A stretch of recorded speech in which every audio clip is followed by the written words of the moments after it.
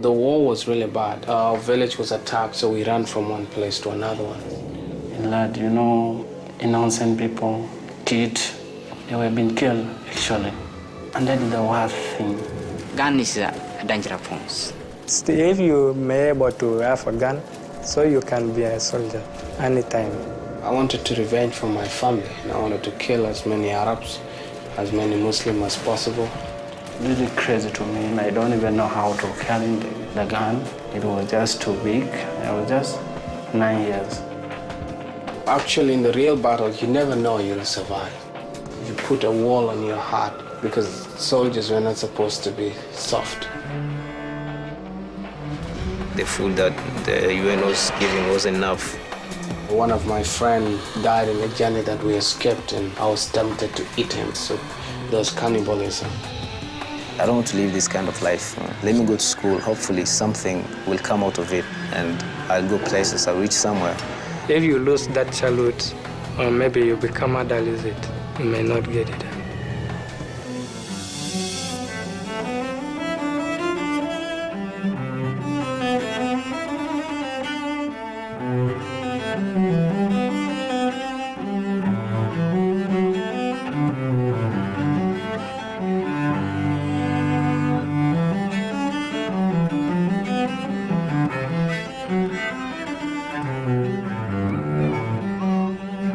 What are you willing to lose so that somebody else could win?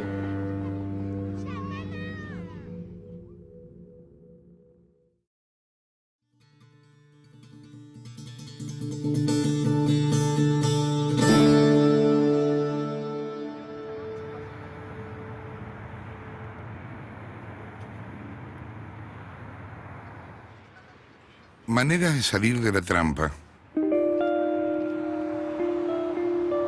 Hay quienes creen que la inteligencia es eso, una especie de intuición de supervivencia. La trampa está ahí y tengo que elegir la forma más rápida y más eficaz de salir de ella.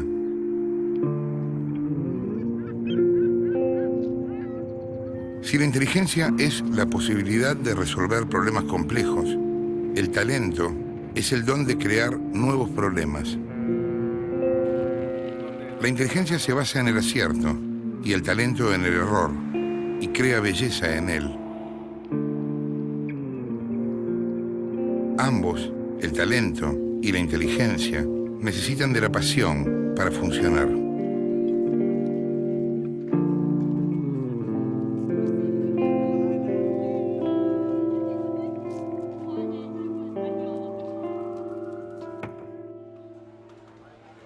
Howard Gardner es el autor de la teoría de inteligencias múltiples. Ganó el premio Príncipe de Asturias 2011 y dicta clases en Harvard. ¿La inteligencia y el talento son cosas distintas? Usually, when people use the word intelligence, they're talking about a general capacity. Whereas when they use the word talent, they're talking about something more specific, like a person is talented in music or talented in chess. But I actually reject that distinction. because I don't believe there is such a thing as general intelligence. There is such a thing as academic or scholarly intelligence, but that doesn't mean that you're good at understanding other people, doesn't mean that you're good in finding your way around, doesn't mean that you are good at understanding yourself. It's better to call every capacity a separate intelligence Inteligencia. or call them all separate talents.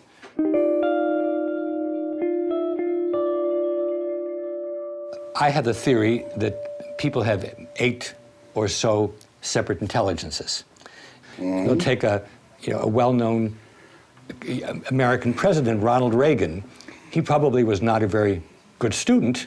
On the other hand, he was very good at understanding other people, and that made him much more successful than presidents who had a much higher academic background, but were not as good at understanding other people. So one person might be stronger in spatial intelligence, another one in musical, another one in interpersonal.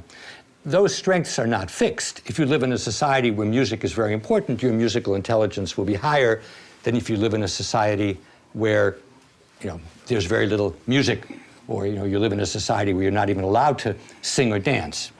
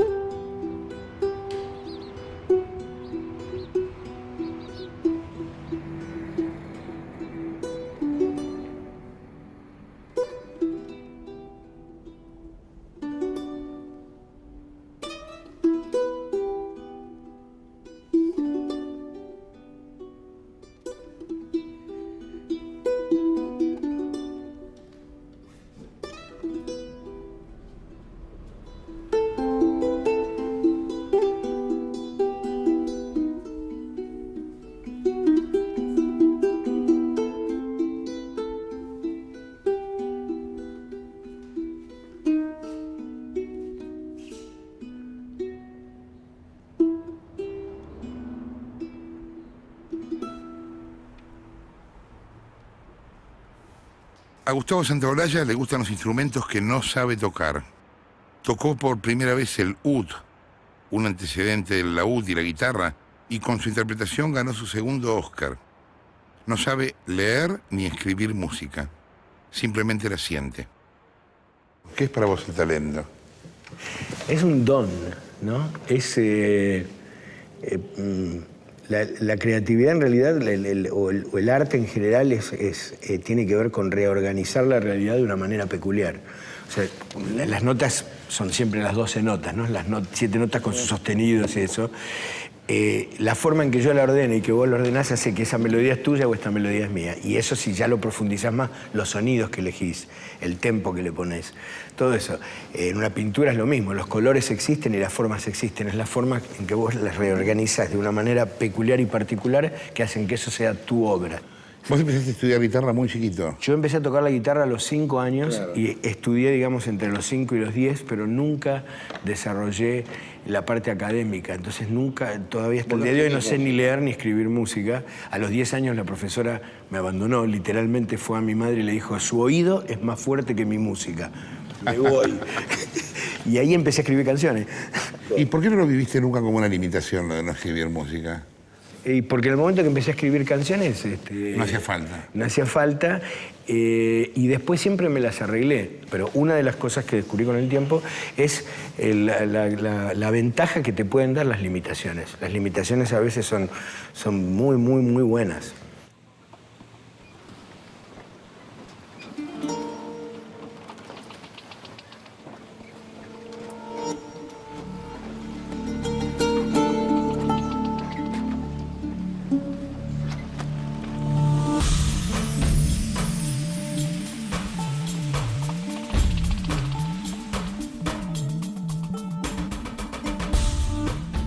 Rodolfo Llinás es uno de los neurocientíficos más reconocidos del mundo.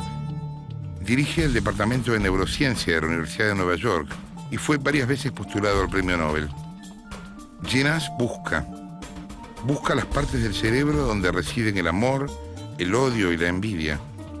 persigue el sitio donde nace la conciencia.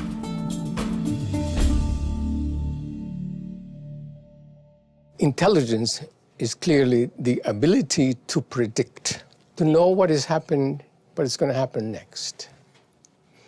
And so memory is used to predict. The senses are used to predict. The train is coming, I have to jump out. The tiger is coming, I have to run, whatever. And this is true for all entities that move. Flies predict, and birds predict, and sharks predict, and they all have brains. And so the question of intelligence is, what kind of prediction can you make? And for the most part, lower animals have, other animals have smaller brains, and their ability to predict is very restricted. This is what is amazing, that you know what's going to happen by using telereceptors, by you seeing something, you hearing something, and so on. So you can make an image that allows you to move. Now, we have to understand that all the brain can do is generate movement. And there is no telepathy. There is, so you can cry, you can weep, you can secrete, or you can move. That's the only output. And so all that the brain can do is activate its puppet.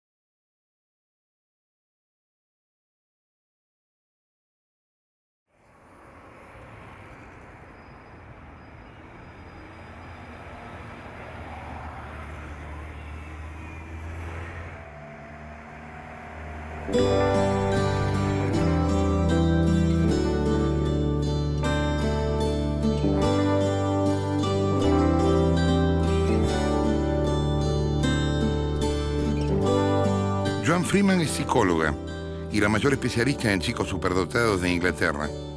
Sostiene que cualquier chico puede leer o hacer sumas simples antes de los 3 años. ¿Qué es la inteligencia?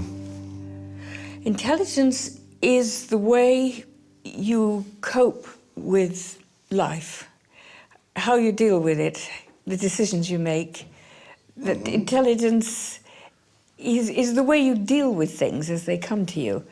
And creativity is making something new of what comes to you. ¿La inteligencia se puede estimular? Intelligence can be increased, but it only to a certain extent. You cannot make somebody very stupid into somebody very clever. You can exercise intelligence. In fact, if you don't exercise intelligence, it diminishes like a muscle, but it never goes away completely. If you have a high intelligence, if you're born with a high intelligence, you will stay with a high intelligence. It won't disappear. If you sit in front of television all day drinking beer, you will not be a successful president or a successful professor. You have to use it and keep on using it. The Americans have this expression, use it or lose it.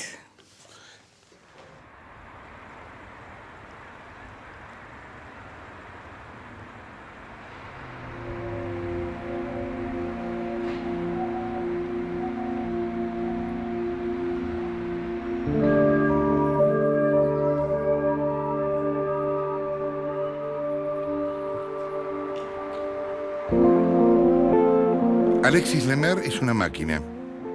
Quiso serlo y se preparó para convertirse en eso.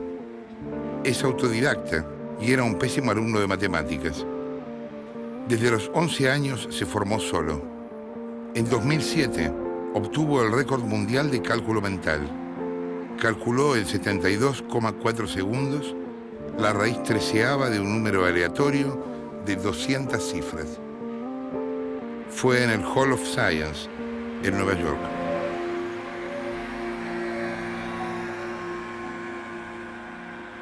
Je n'étais pas le meilleur de ma classe en mathématiques, mais j'avais quand même, on va dire, 16, 17, 18 de moyenne sur 20.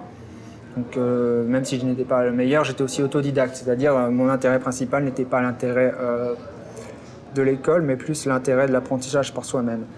On va dire vers l'âge de 9 ans ou 8 ans, j'ai découvert les racines carrées par moi-même. Et plus tard, je me suis intéressé sur le phénomène impossible de résoudre des problèmes de racine 13e, c'est-à-dire multiplier des nombres 13 fois par lui-même. Alors moi, j'ai peut-être une expérience un peu singulière dans ce domaine, puisque mon inspirateur n'était pas un être humain, mais c'était une calculatrice.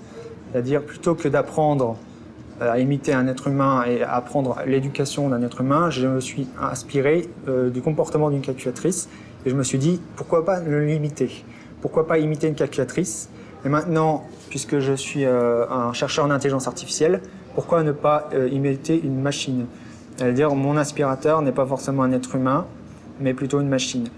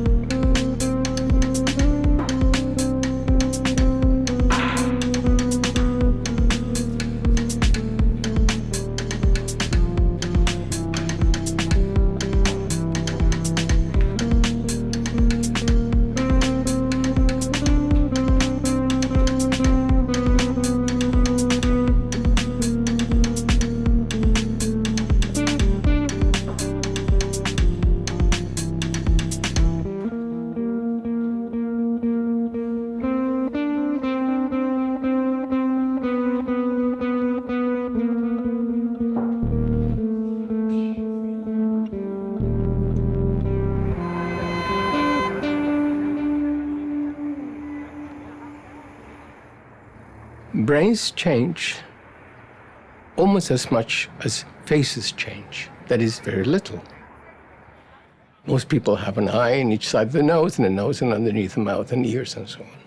And so there are small changes, yeah. Like the color of skin, like the shape of the body, like, yeah. El pionero de la neurociencia es en sí mismo una paradoja. Siendo una de las personas más inteligentes del mundo, sufre de anomia. No puede recordar los nombres de las personas que tiene cerca. También Einstein sufría muchísimo cuando quería declararle su amor a una chica. With modern technology, we could at some point find out what facilities brain have. For instance, I'll give you an example. If you look at the differences between female and male ability to speak. Females, in general, can speak beautifully, and they don't really need to utilize that much of their brain. It is easier for them. Any one of us males, actually, when you try to speak, you activate a whole lot of areas, which means it is a little bit more difficult. And the question would be, well, what the hell is this? What is this all about? And the answer is, well, just think what happened with humans. Humans survived for many, many eons as hunters and gatherers. Hunters were mostly males. And they had to move quickly, and they had to be silent, and they had to think. They had to hunt.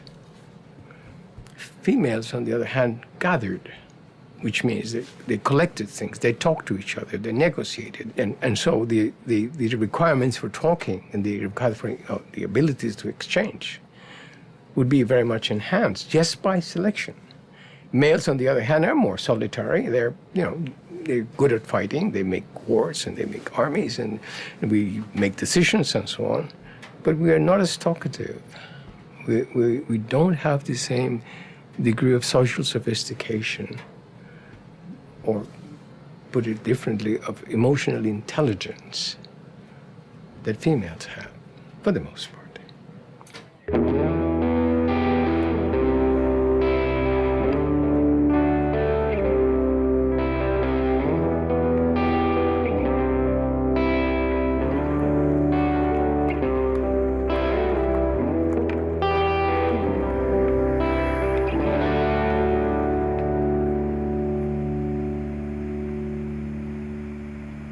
¿Hay alguna relación entre la inteligencia y los valores morales? I do not see any relationship between intelligence and morals. You know, when you think of the dictators in the world who reach the top, who keep the country in their fists, they may be intelligent or they may not be intelligent, but sometimes their morals are completely different. But they must have a lot of intelligence, we assume. Stalin, Hitler, big dictators, because they got there. They're able to direct their armies to say, do this, do that, but their morals are completely separate. Any intelligence can be used benignly or malignantly. So let me take some examples. Both Goethe, the poet, and Goebbels, the propagandist, were very skillful in using the German language. Goethe used it to write great prose and poetry, and Goebbels used it to foment hatred. If you saw Gandhi at 13 or 15, you would have no idea what was going to happen to him.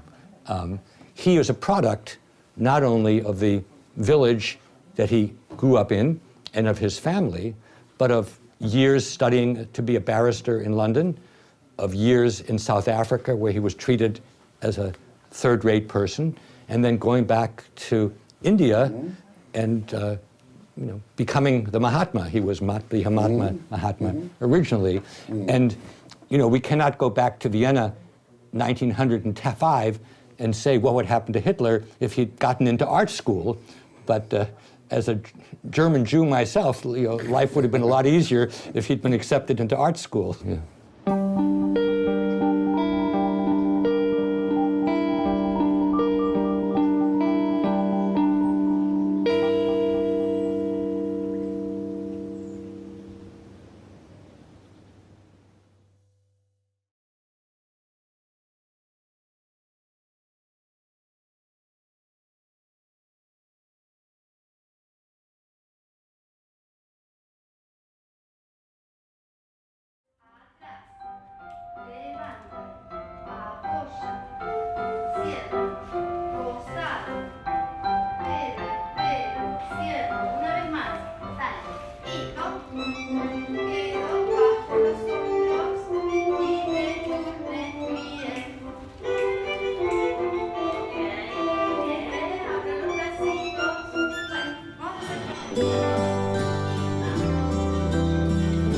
El cerebro es complejo y maravilloso. Pesa poco más de 1,5 kilos, pero gasta el 25% de la energía del cuerpo humano. Aunque muchos creen que sí, el talento y la inteligencia no siempre caminan juntos. Los dos usan la sensibilidad, la inteligencia para intuir, el talento para sentir y comunicar. Uno tiene que ver con el cerebro y el otro con el alma o el corazón. I suppose it was how I started dancing. I was known as Wriggle Bottom at home. I don't know how you translate that into your language, but I was a pain in the neck. I was always up and down and ideas leaping on this and leaping on that, and nobody could keep me still. And so my mother, who was going to let me go to dancing lessons eventually, but she thought I was too young, I think I was 5, she took me to the doctor. That was a very clever doctor, because we sat on, I can see it now, my mum sat there, I sat here, the doctor sat where you are. And he listened to what she said, and he was observing me very carefully while he was listening to her talk. And then he said, Mrs. Perk, that's what my name was then, Mrs. Perk, I would like to have a word with you outside. And he very quietly, we didn't see it, he turned the radio on, so there was music playing. And they went outside, and he had an office with a door with etched glass. So some of it was clear and they could see through. And the minute they'd got outside, I started up, leapt, danced all over the room, leapt on his desk, leapt off his desk and everything. And he turned to Mummy and said, "There's nothing wrong with this child, Mrs. Perk. Take her to dancing lessons immediately. It's quite clear she wants to be a dancer." She took me the next day and I've been dancing ever since.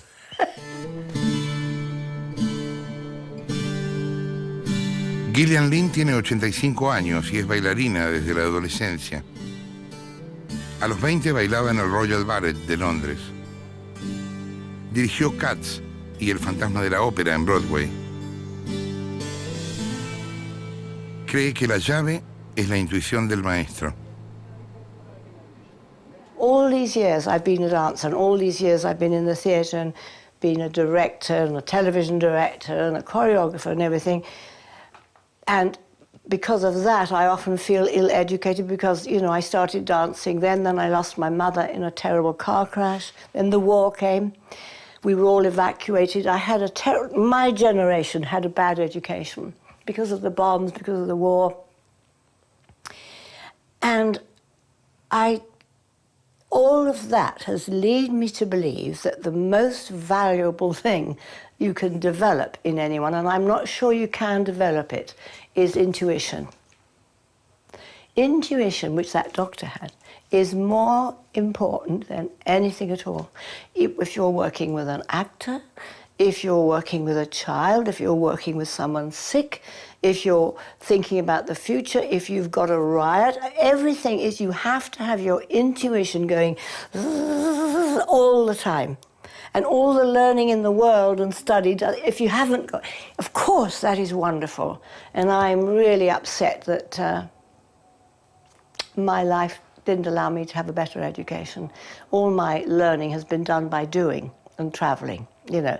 But I really think that a good intuition, one that's totally alive and that then has the energy to act on it, that you have the energy to act or know, and you don't have fear about your intuition.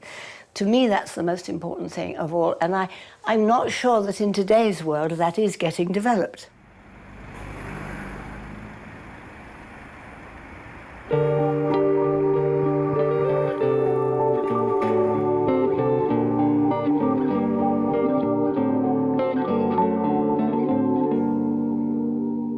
La educación parte de la idea de uniformidad. ¿Esa idea sirve para estimular la inteligencia? Por ejemplo, no todos los chicos de 6 años tienen 6 años. Un chico puede tener la misma edad y tener otro desarrollo. In measuring intelligence, you take it as a baseline of the average intelligence of a child of that particular age. But when you are, say you are 6 years old and you're working at 9 years old, it does not mean you have the knowledge of a 9-year-old, but you may be more advanced than the average 6 years old. You're still, this is a thing parents find difficult, that if I measure a child and the child is 6 and the actual IQ, for instance, comes out at 9, but I have to remind the parents that the child is still 6. Even though the brain may be working at the age of 9, the emotional level may be the age of 6 still. You know, if you have parents who shut the child up all the time, don't speak to me, don't talk to me, sit there, be quiet, you're preventing that child from inquiring, from investigating. You're preventing curiosity. And it's in curiosity that creativity lives.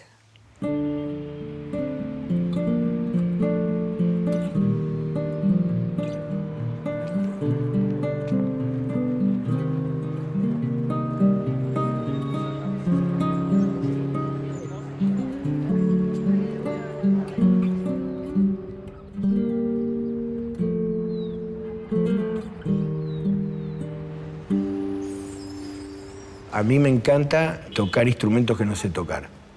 Adoro. O sea, yo, digamos, mi instrumento es la guitarra y el ronroco y eso. Pero un ejemplo es Babel. En Babel yo siempre...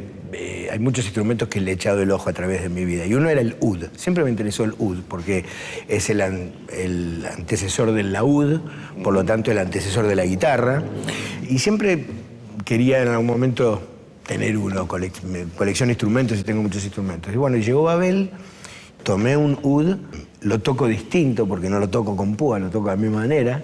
Y hice gran parte de la música de la película con el oud y solamente lo toqué el oud en esa oportunidad. Gané el Oscar, el segundo con eso, y nunca más lo toqué. Y el hecho de eso, digamos, con otros instrumentos también lo he hecho. Ahora he tocado un clarinete de juguete en On the Road, la película sobre el libro de Kerouac. Llegaste de la inocencia. Llegaste de la visión ingenua, digamos. Claro, decir, bueno, inocencia de peligro, porque en cualquier momento te vas... Podés volcar. Volcás.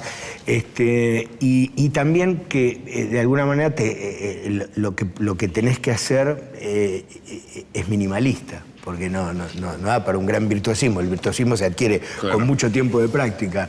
Entonces, para mí eso tiene que ver con el tema de lo que te decía de la limitación. Cómo la limitación a veces puede jugar a favor si uno la sabe usar. Entonces, nunca viví lo del no escribir música como una limitación.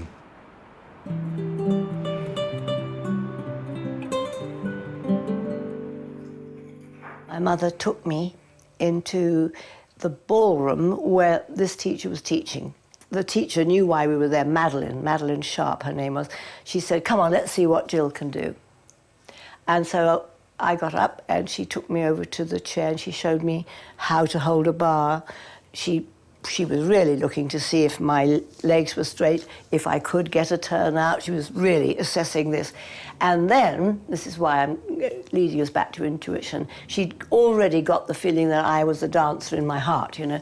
And she said to the pianist, just play such and such. I don't remember what it was, but let her, let's see what you can do, Julie. Just run around the room, do anything you want. And I danced my heart out and finished up underneath her, really looking eager and hopeful. And I think by now my mother was probably like this. And so she took me over and she said, I want to teach this child very much. Come back on Friday.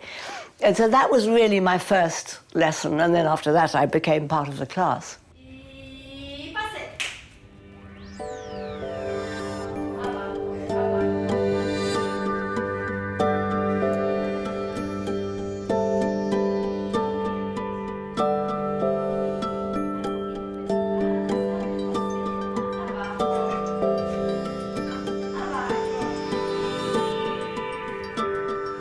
If they had the intuition for the moment, for the feel from their choreographer, for the music, for what it feels like to get on the stage and feel an audience, if they had that, they'd still be a wonderful dancer.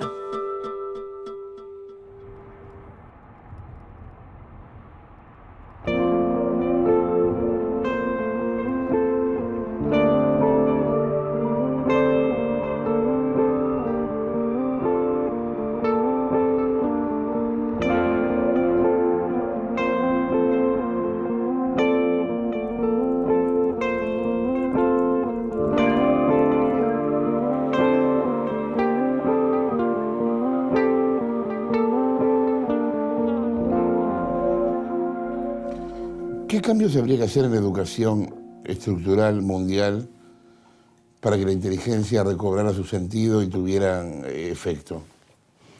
In psychology, we talk about figure ground. Let's say this is the three strands of ENA. The drawing is the figure and the background is just the white and the lines. All over the world, the figure in education is how are we doing on math and science? And everything else is ignored. The figure education worldwide should be what kind of human beings are we developing and what kind of a world are we developing? So to be more specific, I think schools should be focused on respect and ethics. Now, of course, you need literacy, you need disciplines to do that. But if the end isn't good work and good citizenship, I'm not interested in it. Because If you make people smart so they can make better weapons, or so they can become richer, that doesn't interest me. I want to have people well educated so they can do things which transform the world in positive ways.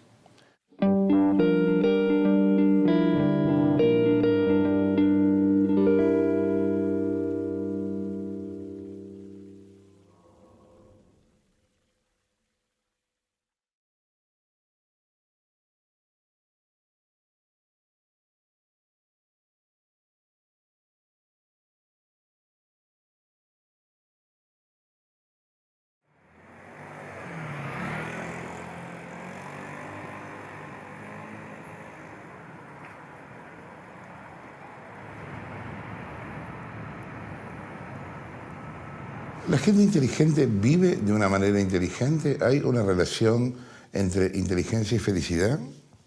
I don't think there is any relationship between intelligence and happiness.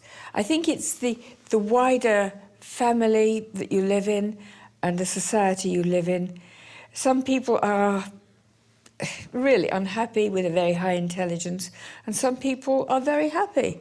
It depends, you know, it's like having a big, strong body. What do you do with it?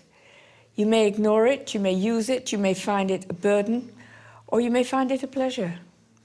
The relationship between intelligence and the rest of the person is not sure. Intelligence does not bring happiness or unhappiness.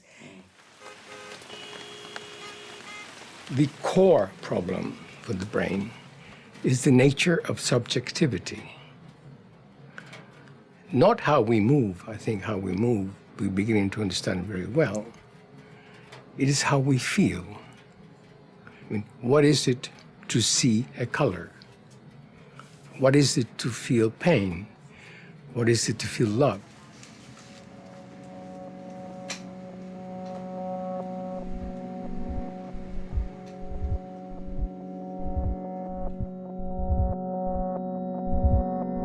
This is a very simple picture of the brain, showing that there is a cortex and there is a central component called the thalamus.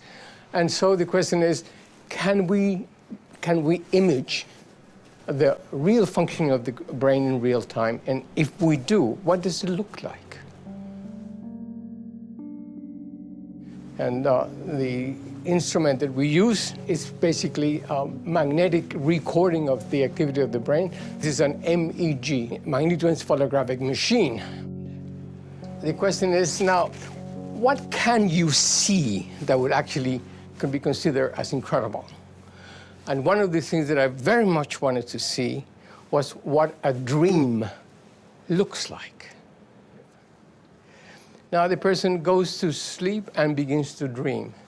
And it is magnificent because it shows that you are actually activating parts of the cortex. It's not necessarily the part that's receiving information from the eyes. It is called association cortices. So when you dream, you have sound and you have feelings. And so this is the part of the brain, the posterior brain, that makes the images. So we see that the brain is making images, point one. Point two, we see the anterior part of the temporal lobe, indicating not only are you seeing images, but you have emotional components related to the dreaming. So a dream is a physical event that can be measured, that can be looked at. That's the force of this kind of research, that you can actually see what's going on inside the head. It is a magnificent organ. It takes 25% of all energy. So it's, you know, it's unbelievable. But also it makes us. And sometimes it doesn't, right? When you fall asleep, you disappear. You don't exist. Which means the brain has many functional states, and you are only one of the functional states of your brain.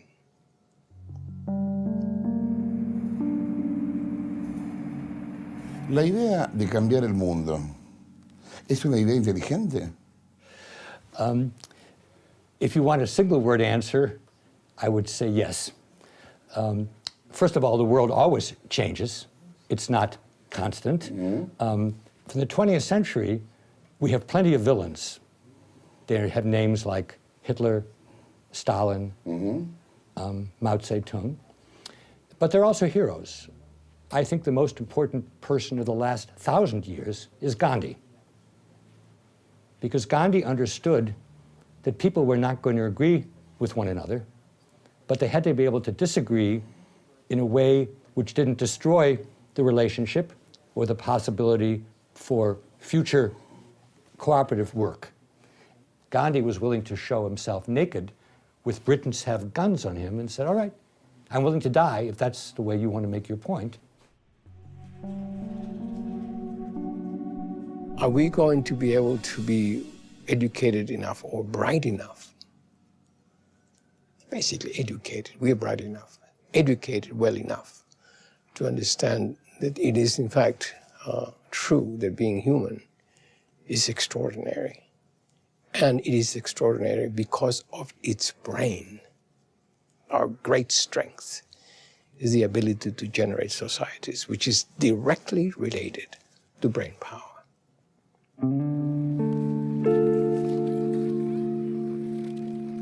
I think you have to have people around you who are aware of you and who they themselves are intelligent and have intuition. But if they're not intelligent, if they don't have intuition, it's not so good as someone who has intuition to develop a child.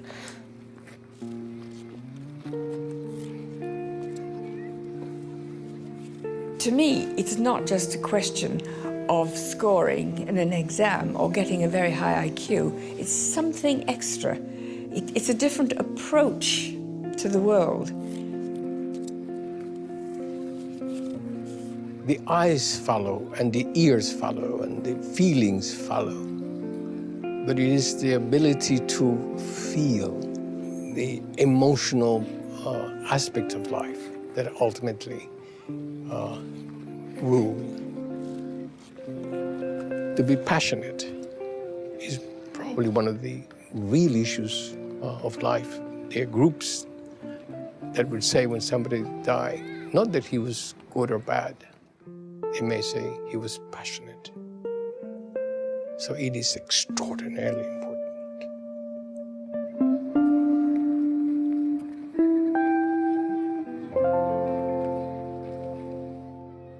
I've written a book called 5 Minds for the Future, and I talk there about 5 kinds of minds. The disciplined mind, which is what we know the best, how to train people to think historically, scientifically, artistically, mathematically. The synthesizing mind, which is a 21st century challenge. Everybody is deluged with information. How do we decide what's important, what's unimportant, what to pay attention to, what to ignore? The third mind is the creating mind. Anything that can be done by machine will be done by machine. So the people who can think outside the box, who can think of new questions and new answers, will be at a premium. We call this thinking outside the box, but what I argue is you cannot think outside the box unless you have a box. And the box are the disciplinary ways of thinking and the synthesizing, which is done before. Discipline, synthesizing, and creating are the more cognitive aspects of education. But respect and ethics, the world of Gandhi and Mandela, are every bit as important. Because unless we create a world where people can work together cooperatively when possible and disagree without killing one another when necessary, the world isn't going to exist.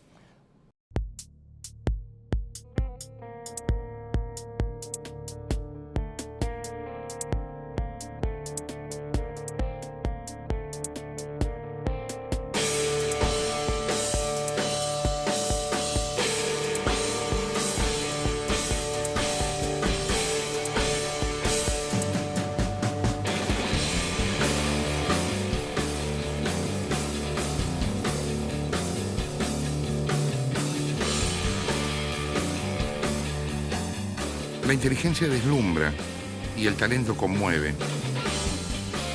Son, como decía Truman Capote, un don y también un látigo. ángeles y condenados. Ninguna sirve para eliminar el vacío, y las dos están repletas de preguntas. Guardan un sentido que nos maravilla y desconocemos. Nos muestra todopoderosos, pero también débiles y humanos.